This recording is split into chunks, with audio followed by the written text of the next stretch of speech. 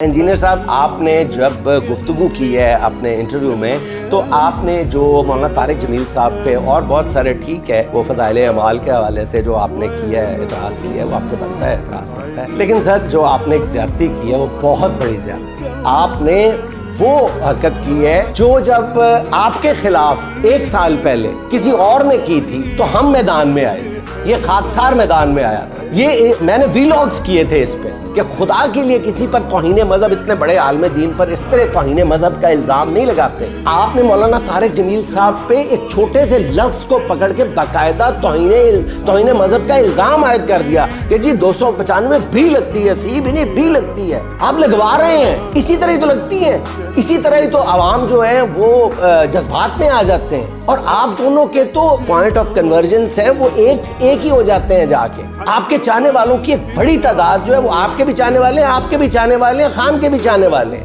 آپ لوگوں کو ایک بات کرتے ہوئے بہت احتیاط کرنی چاہیے۔ آپ نے مطلب کیسے یہ کہہ دیا کہ جی وہ، اور جملہ کیا تھا بھٹی صاحب کے ساتھ اپنی گفتگو میں طارق جمیل صاحب نے کہا کہ جی آپ کو تو بخاری کا بخار چڑھ گیا۔ اچھا، پہلی بات تو یہ ہے کہ بخار چڑھنا آپ نے کہا ہے منفی لفظ ہے، یہ آلویز منفی نہیں ہوتا۔ محنت کا بھی بخار چڑھتا ہے، کئی چیزوں کا بخار چڑھتا ہے، عقیدے کا بھی بخار چڑھتا ہے۔ بخار چڑھنا ہوتا ہے اپنے ذہن پہ سوار کر لینا، تو یہ آلویز نیگیٹو نہیں ہوتا۔ اس سے پہلے بھی انجینئر صاحب میں آپ کی ایک کر دوں ایک گفتگو، آپ نے ایک لفظ میں کہا تھا، ایک خراب سا لفظ تھا، آپ نے کہا تھا کہ یہ پتہ نہیں خراب لفظ ہے، میں آئندہ احتیاط کروں گا، لیکن یہ لفظ تو جو ہے یہ لغت میں موجود ہے، یہ تو لغت کا لفظ ہے، آپ نے یہ فرمایا تھا انجینئر صاحب۔ تو لغت میں تو گندے لفظ بھی موجود ہیں سر، محاورے موجود ہیں، ضرب الامثال موجود ہیں گندی، تو کیا وہ آپ گھر میں بیٹھ کے یا ممبر پہ بیٹھ کے بول سکتے ہیں کہ وہ چونکہ لغت میں موجود ہے؟ تو جہاں پہ ایک چھوٹا سا لفظ انہوں نے بول دیا کہ بخار چڑھا ہوا ہے، تو آپ نے سیدھا